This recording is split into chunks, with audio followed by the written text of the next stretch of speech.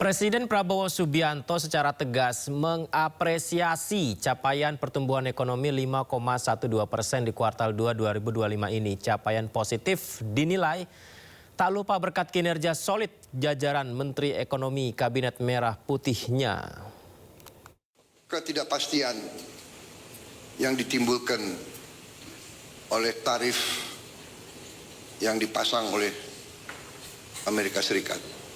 Kita menghadapinya dengan tenang. Saya terima kasih dengan tim ekonomi kita. Saya terima kasih saudara-saudara bekerja dengan tim sebagai tim yang baik. Menteri Koordinator Perekonomian dengan timnya dibantu oleh Menteri Keuangan, Menteri Perindustrian, Menteri Perdagangan, dengan Ketua Dewan Ekonomi Nasional, dengan timnya juga, Menteri Investasi, semua melaksanakan. Menteri Luar Negeri, dengan diplomasinya, kita bergerak sebagai satu tim. Kita negosiasi, kita berunding, kita tidak emosional, kita tidak terpancing. Kita mengerti bahwa kita punya kepentingan yang besar. Tugas pemerintah Indonesia adalah melindungi rakyat Indonesia, melindungi pekerja-pekerja kita dan keluarga mereka. Ya, pemerintah melalui Badan Pusat Statistik mengaku pertumbuhan ekonomi Indonesia hingga semester 1 tahun 2025 tumbuh sebesar 5,12%. Namun demikian sejumlah pihak menilai angka itu tidak mencerminkan kondisi real ekonomi. Ada kejanggalan katanya. Lalu seperti apa kejanggalannya? Kita sudah terhubung bersama dengan sambungan Zoom pengamat ekonomi Sigmafi Muhammad Nalar Al-Khoir. Selamat malam. Assalamualaikum Mas Nalar, apa kabar? Waalaikumsalam, alhamdulillah baik nih. Terima kasih Mas Nalar. Saya itu sebenarnya sangat senang ya untuk dialog kali ini. Karena kami juga sebelumnya mengundang Kepala BPS RI dan Kantor Komunikasi Presiden. Sehingga diskusi kita akan lebih lengkap lagi. Namun sayangnya keduanya mendadak membatalkan kehadiran mereka sesaat sebelum segmen dialog ini dimulai Mas Nalar. Baik, kita mulai saja dialog ini meskipun hanya berdua kita nih Mas Nalar. Tapi begini pertanyaannya. Apakah dengan pertumbuhan ekonomi 5,12%. Ternyata ada kemajuan di sektor ekonomi. Apakah kita sebagai warga Indonesia harus bangga dengan hal tersebut? Ya gini, kita melihat kondisi yang terjadi aja ya. Kalau misalnya memang pemerintah mengatakan 5,12% pertumbuhan ekonomi kita saat ini dan kemudian bersemangat ya membanggakan hal itu, boleh saja asal indikator-indikator pembentuknya, kenapa angka 5,12% itu muncul bisa diterangkan secara gamblang gitu.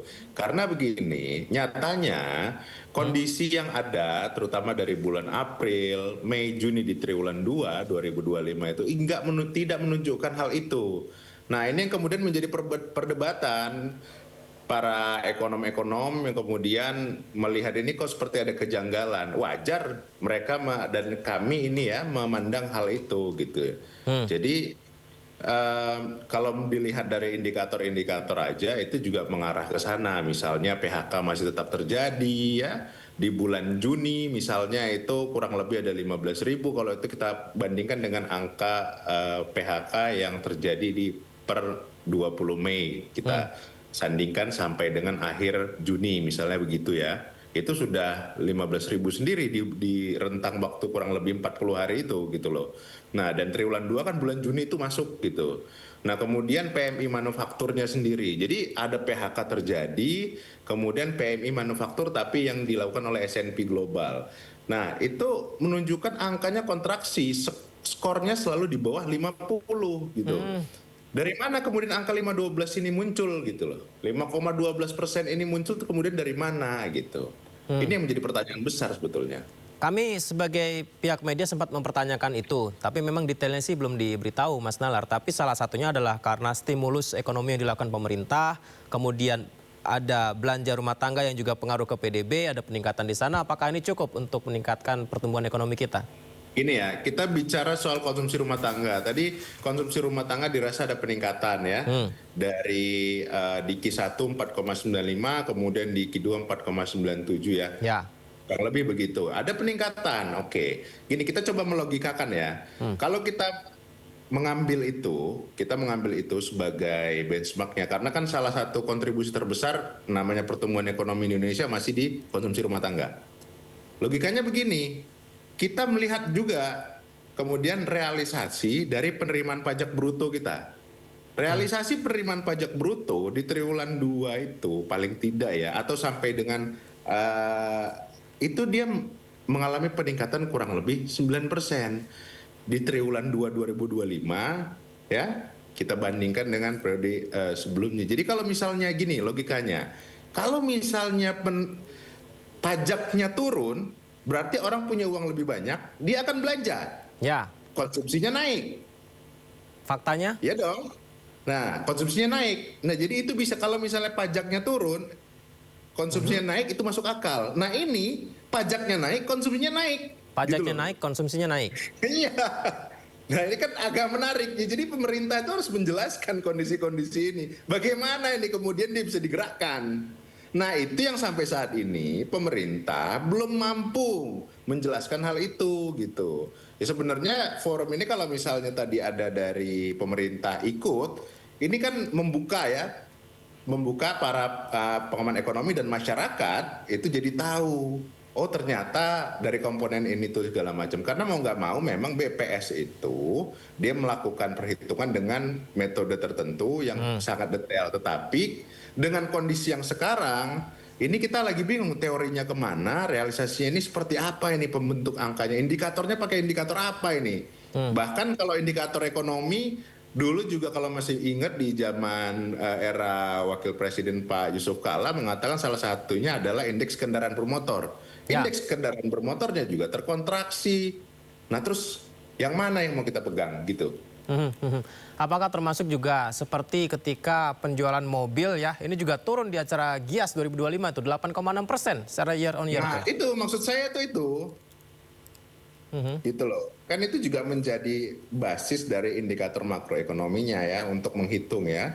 Melihat kondisi ekonomi kita apakah lagi bagus, lagi tumbuh atau tidak. Kan dilihat salah satunya dari sana begitu. Nah, saya ingin mempertanyakan sebetulnya kepada pemerintah. Pemerintah itu dalam paparannya juga masukin yang namanya indeks penjualan real itu naik 1,19% secara year on year di triwulan 2. Tetapi di bawahnya seolah-olah pemerintah ingin mengglorifikasi angka yang lebih besar dengan memasukkan yang namanya indeks penjualan eceran bahan bakar. Padahal angka itu sudah ada di indeks penjualan real. Ini maksudnya apa? BPS menggiring opini atau seperti apa? Nah, saya mempertanyakan sebagai pengamat ekonomi gitu loh. Berarti apakah ini menurut Anda ada kesan seperti memaksakan sehingga menaikkan angka persentase pertumbuhan ekonomi tersebut? Yang jelas angkanya janggal. Itu angkanya janggal dan patut dipertanyakan. Gitu. Jadi seolah-olah ada ketidakwajaran dari angka ini yang menjadi pertanyaan pengamat ekonomi dan masyarakat yang kemudian perlu dijelaskan oleh pemerintah. Kan kalau memang angkanya benar nggak ada masalah untuk dijelaskan. Misalnya dijelaskan oleh di sana ada BPS, terus yang berstatement ada Mensetnek dan ada Menko Perekonomian terutama.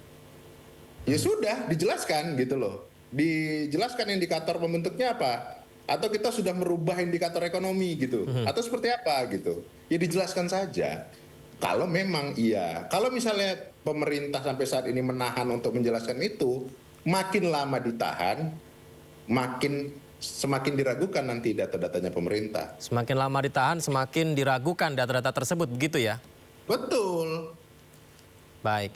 Salah satu juga yang ramai kalau bicara soal ekonomi pemerintah adalah tentang efisiensi belanja pemerintah. Dan efisiensi ini sepertinya terjadi di mana-mana. Apakah ini akan menjadi stimulan yang positif untuk ekonomi di Indonesia? Ya kalau kita bicara dengan triwulan 2 di 2025 di April, Mei, Juni itu yang namanya efisiensi kan menahan belanja. Menahan belanja kan berarti dia tidak mendorong ekonomi. Government expenditure-nya juga kan nggak sebagaimana mestinya misalnya gitu. Coba lihat misalnya mungkin dari sebagian besar realisasi gitu ya di belanjanya pemerintah KL gitu, itu sangat sedikit yang bahkan sudah sampai 50% gitu loh. Ini yang perlu kalau kita bicara udah ada jelas ada efisiensi dan government expenditure, pengeluaran pemerintah itu masuk dalam pertumbuhan ekonomi variabelnya ya. Selain ada konsumsi pemerintah, konsumsi rumah tangga, tentu ada konsumsi pemerintah juga kan. Nah, ini konsumsi pemerintahnya ditahan kan gitu. Jadi mana yang ngedorong ini, bagian mana yang ngedorong ekonomi bisa sampai 5,12%. Mas Nalar, semoga ini BPS atau pihak pemerintah menonton acara kita ya, sehingga mereka mungkin panas ingin menjawab. Karena kita juga perlu pencerahan ini. Karena satu hal ya Mas Nalar ya, pemerintah ini terus dengan beragam pernyataannya ingin menurunkan tingkat kemiskinan di Indonesia.